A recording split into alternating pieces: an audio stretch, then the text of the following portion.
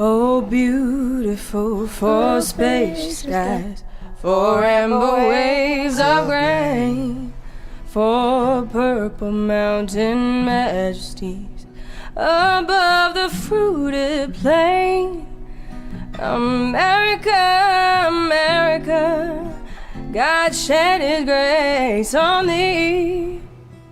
Here's to 150 years of the state we call home.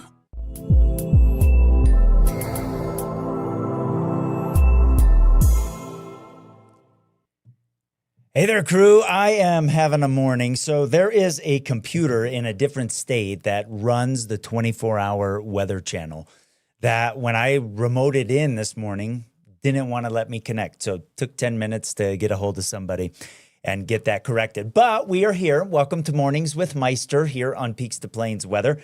I am Chief Meteorologist Matt Meister, and we do have some weather to talk about today, and we'll get to that here in a second. I've got my Yellowstone here in my mug today from American Classic Coffee. Dr. Spence yesterday. This is a medium roast that has some spicy notes. I'm actually picking up some of that here this morning. Reminder for you that if you put Peaks, P-E-A-K-S, into checkout, if you order a bag, you'll get 10% off. But if you do the subscription and you go to checkout, you get 15% off, which is awesome. And we had some folks that were here for that open house I talked about yesterday over the weekend, and had some cups of coffee, shared some lattes with some friends. They all commented how good the coffee was. It is so smooth. That is the overwhelming response that I get from folks that try the coffee. So try some out, AmericanClassicCoffee.com. Okay, let's jump into a little bit of some weather here off the top really quick. It was a nice day yesterday, right? Banjo's barometer went with a 9, 71 in the Springs, 70 in Pueblo, almost hit 80 in Trinidad. And early this morning, some of you through the Peaks2Plains Weather app have sent me in your attempts at capturing the lunar eclipse. Jeremy sent this in. That's a good one, Jeremy. That thing, of course, wrapping up now. John sent this one in from Olney Springs. Getting a little bit of a lens artifact there, but you can see the eclipse happening, and so that's pretty cool. Thanks for that. And then that made me think about what are some other photos that I've had that I haven't shown you? And so this is from Jan from, she was in Heart of the Rockies Regional Medical Center in Salidas from last week. Jan, I hope you're doing well. Hope you're not in there anymore. Or if you are, that you are recovering nicely. And then Marion's daughter sent this in. See those KH waves hanging out right on top of some of the mountains there? This was near Canyon City. That was pretty cool. And then John sent this in. And he's lived north of Woodland Park for a while, and he says the melt-off is happening. That pipe usually doesn't run until the melt-off is underway. So I wanted to share that with you. Just kind of shows how junky of a winter it's been from a snowpack perspective. And then I got, a couple more, some of the sunset shots from Sunday evening that I hadn't shown you. This was my favorite. Samantha took this one. I think she's in Pueblo West there. That's a real pretty shot. And then I got this one from last evening from Lori, who sent that in. And Lori, that is fantastic. So thank you, Lori, for sending that one in. I appreciate it. Okay, here's the weather stuff that we have to deal with today. There's a system coming in from the west, and I haven't changed my thoughts much from what I showed you yesterday. And we have seen some impacts from it early this morning.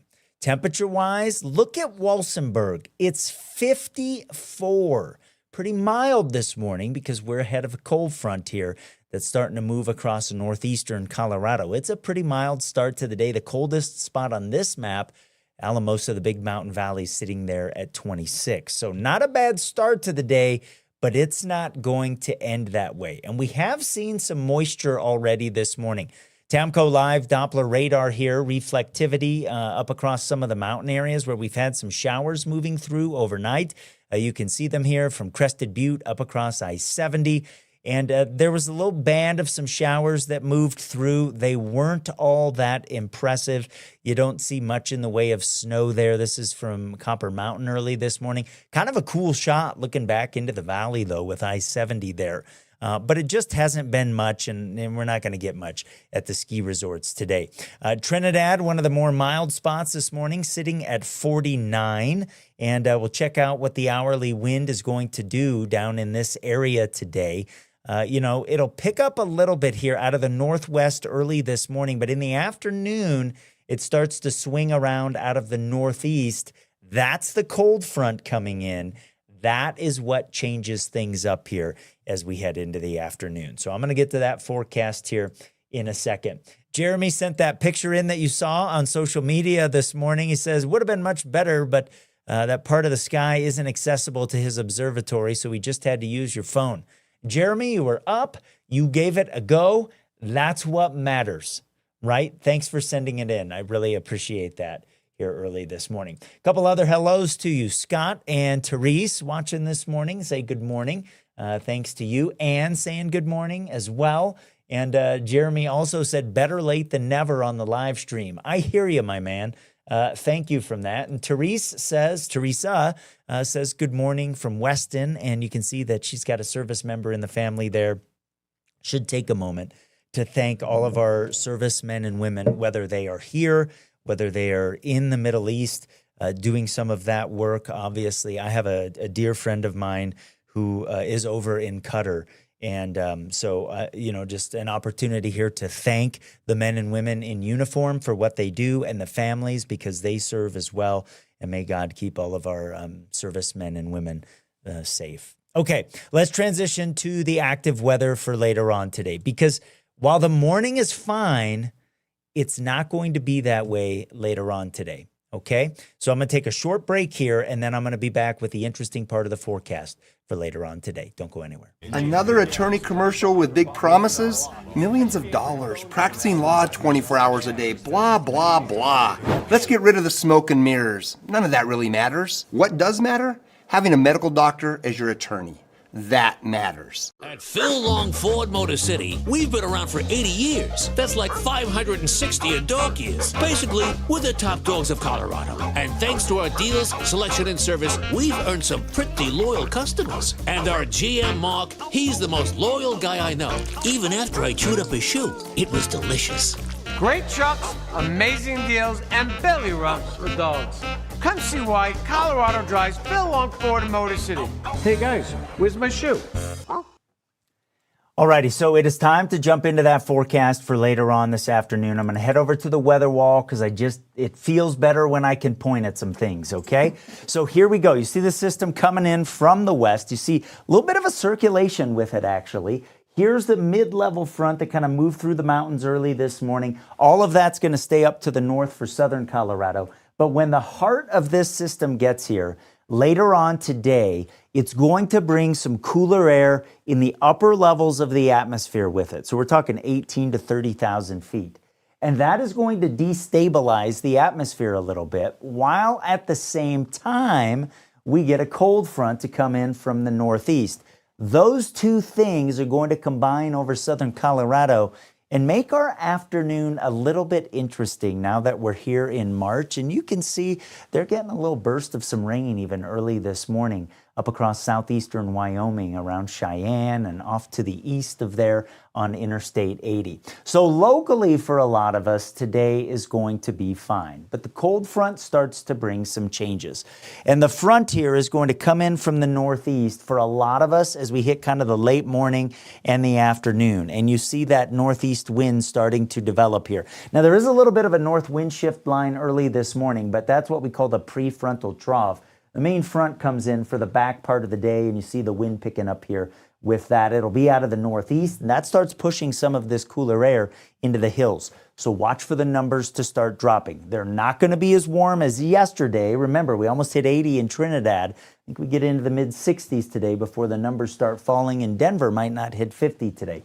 Mountain areas, we don't change a ton, but we had some 60s yesterday. Today, we're not going to have those with that system moving through. My friends at the Weather Service do have a red flag warning up that starts at 11 o'clock here for the southern tier. But as I'm looking at some things this morning, there might be a couple areas where we see some sort of, enhanced little gusts ahead of the front. But I'm not sure a lot of areas are going to hit that red flag warning criteria today, but we'll keep an eye on it for you.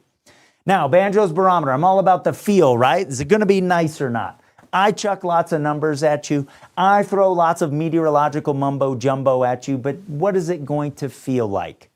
This morning's fine, but look at this dog. That dog doesn't want to go out for a walk. And that's because temps will be dropping later on today. We'll get some rain, we'll get some snow. Banjo's going with a 4.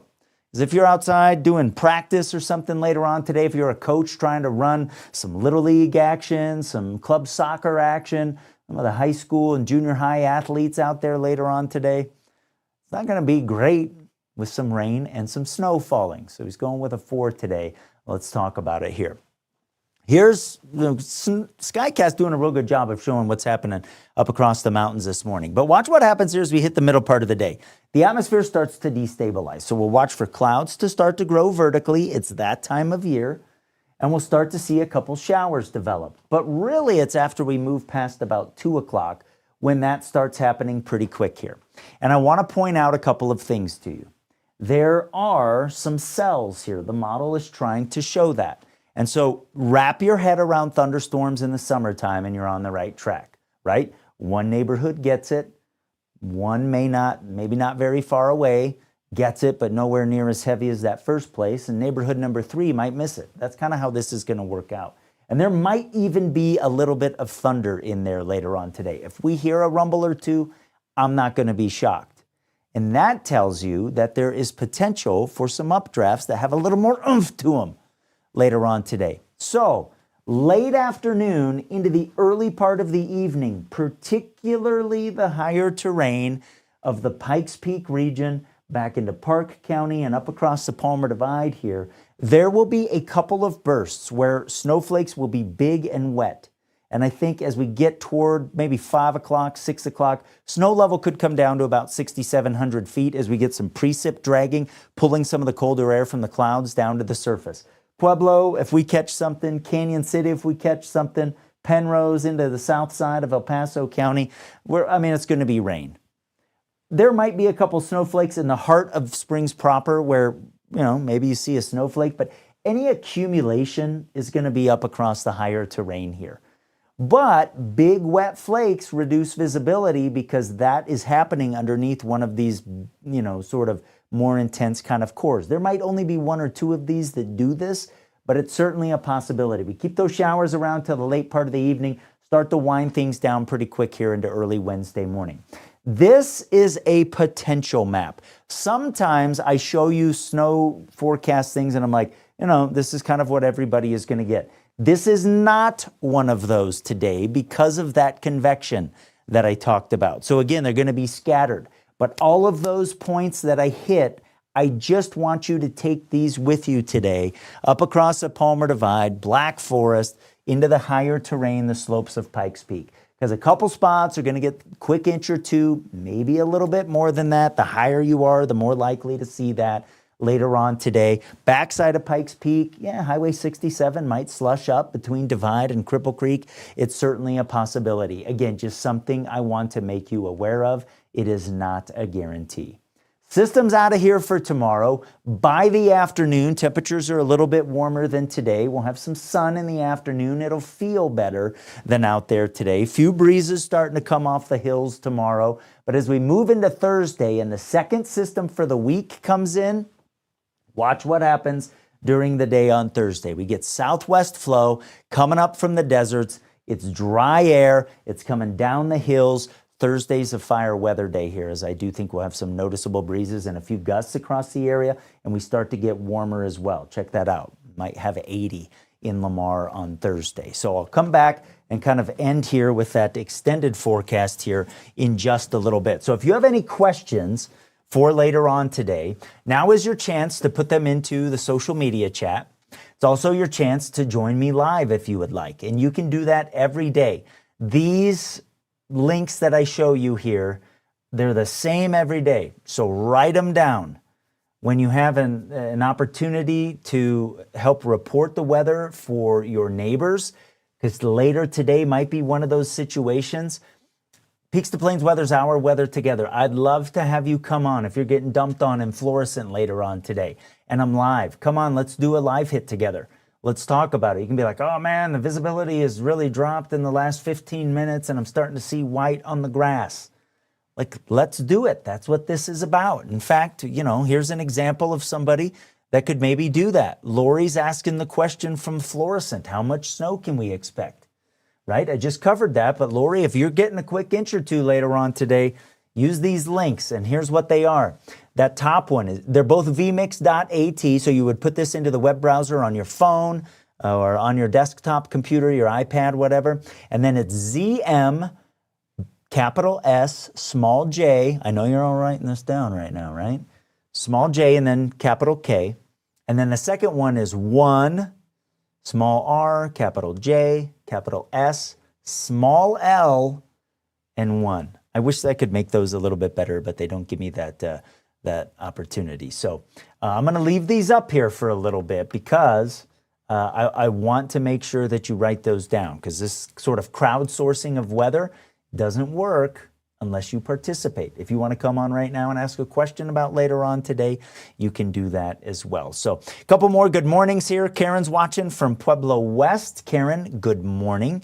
Isaac's saying, hey, we need the moisture so bad. Totally do. Ann loves banjo. I'm all about banjo. Kathleen is in the Fairfax neighborhood picking up some breezes early this morning. Yeah, that's that prefrontal trough that's moving across the area. So we definitely have some weather changes on the way. Had an opportunity to interview one of my partners yesterday that is advertising here, growing their small business with Peaks2Plains Weather. I want to share that interview with you now, and then we'll do the extended forecast right when I come back. Don't go anywhere. This is a fun conversation. Thanks for joining me, Tyson Kahlberg, the owner of H&H Auto Glass, one of the partners here on Peaks2Plains Weather. Tyson, first of all, thank you for being part of Peaks2Plains Weather and using Peaks2Plains Weather to grow your business. Tell me a little bit about H&H Auto Glass, what it's all about, and kind of how it came to be. Yeah, so I have been in the auto glass industry for 25 years. I've lived in Colorado Springs my entire life, and it's been just a great business to be in. I've had very little times where there's been no work, so it's always been a really good area to do glass. I worked for another big company for 11 years, Okay. and then started my own business 14 years ago, and I've just been doing my own thing ever since, and it's been great. We do everything as far as auto glass replacement. So we're talking windshields to side glass, mirrors, back glasses. We work on all kinds of vehicles, semi trucks, doing chip repairs also, along with that, working with all insurance. And we're doing calibrations now on all the cameras for the lane departure system that's on all these cars now. We do all that. And it's just me. Basically, I do have a helper that helps me out a few Okay. days out of the week. And but other than that, we can get everything done. So we do fleets, dealerships, personal vehicles. Like I said, work with all insurance companies, and just do it all, man. So as somebody that is smaller, what is the benefit of using you and or somebody like you that's smaller versus maybe, one of the bigger companies? Yeah, so when you call, you're going to get me. If you text, you will get me. There's not a lot of running through a bunch of different channels trying to figure things out. It's more personal, more local. I will come out, do the work. I'll schedule you. I will do everything. There's really no worries when it comes to that kind of stuff. I would say a disadvantage, though, is this: I don't have all the fancy tech when it comes to online booking and ordering and doing all that kind of stuff, but a lot of small companies don't have that Right. when it comes to this kind of thing. So, But I think but other than sometimes that, maybe by what, could be a little bit fancier on the front end, let's say, like that mhm, the cost of those things is rolled into your correct. bill for the glass. And if you Yes. just want it straightforward, taken care of in glass, you get rid of all of that and you can go with the smaller guy and support local. Yep. Yes, yes, for sure. And that's the difference, I guess. Like you said, I mean, there's so many hoops that people have to jump through, hidden costs they're not told about when they book their work, through whoever they're going to go through, some of these big companies, whether it's mobile fees or disposal fees or whatever it is. With me, price is what it is. I don't hide nothing. And I want to take care of my customers. I mean, Sure. you know what, you have an issue, we're going to warranty it out. I mean, I work with people. I've come across people down their luck. I've helped them out. I mean, that's the advantage to doing small business. I can do all that kind of stuff if need be. Sure. Before I ask you how we can get a hold of you to get our windshield replaced, what is the biggest thing in Colorado that you see as the issue with windshields getting cracked? Is it this time of year, like when there's, after it snows, if it ever snows, and the anti-skid that's on the roads getting kind of thrown up? Is it, landscape, dump truck type things that are hauling material around?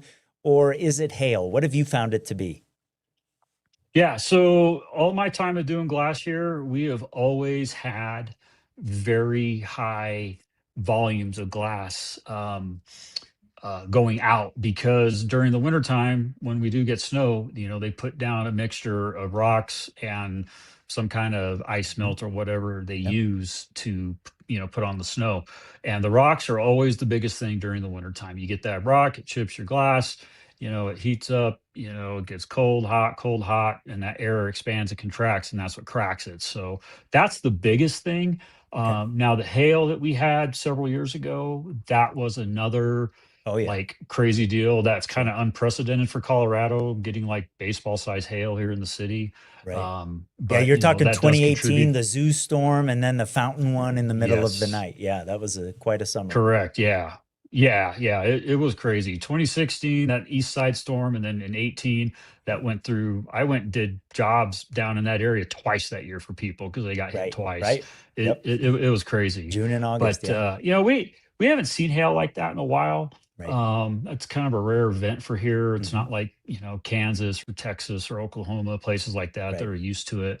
But here it's mainly the rocks. And then a lot of times too, we get high winds and that'll break some glass too. It starts blowing Sure. dust around. Yep. It'll blow rocks up, break windows. I mean, I've seen all that stuff too. So, but yeah, just the biggest thing is getting those chips repaired. That way you don't have to worry about replacing your glass. Make that windshield extend for as long as you can. I mean, it's the most affordable thing that you can do. Right. Yeah, no, my wife and I do that because, I mean, if you're driving around here, you're going to get some chips. That's just the name of the game. Yep, that's Tyson, right. tell us how we can get a hold of you. Tell how we can get a hold of H&H Auto Glass to start the process of taking care of our windshield or the other glass on our vehicles. Yeah, so I do have a Google page. It's under H&H Auto Glass.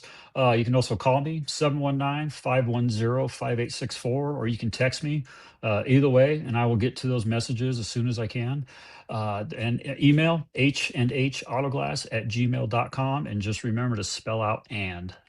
Okay, we'll do that. And thanks again for being a partner here on Peaks2Plains Weather. And I should encourage everybody, when you need auto glass needs, Tyson, a great guy, give H&H Auto Glass a call or a text, as you heard there. Tyson, thanks so much for joining us today. We appreciate it. Thanks, Matt. We'll see you later. I love being able to support small business here. I'm a small business owner myself, and that's what it's all about.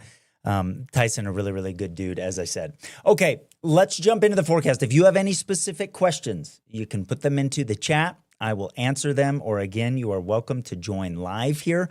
I have these links that you just pop you up on the phone. I mean, don't do it if you're, just got out of the shower or something like that. But, if you'd like to come on, we'd love to have you. Okay, so here is what we're looking at for the back part of the week. So I'm going to do the upper level forecast heading toward the weekend, because this first system is out of here. By tomorrow morning, you see that off to the east there, heading out of Colorado, moving into Kansas. And then here comes the second one.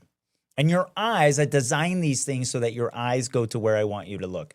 And I'm going to be honest with you, the system coming in from the west, it looks really good on the way in. It's in a good spot. It's got a circulation. If we could dive it straight off to the southeast from there, might be in business, but the thing gets ripped apart in two. Now, one piece of energy is going to come across Colorado on Friday, but the bulk of the energy ends up well off to our southwest, and it's going to sit there for a couple days, and then we have to figure out what happens with that as we move into next week. It's going to pick up some subtropical moisture. We just need to see if it's going to get it to Colorado.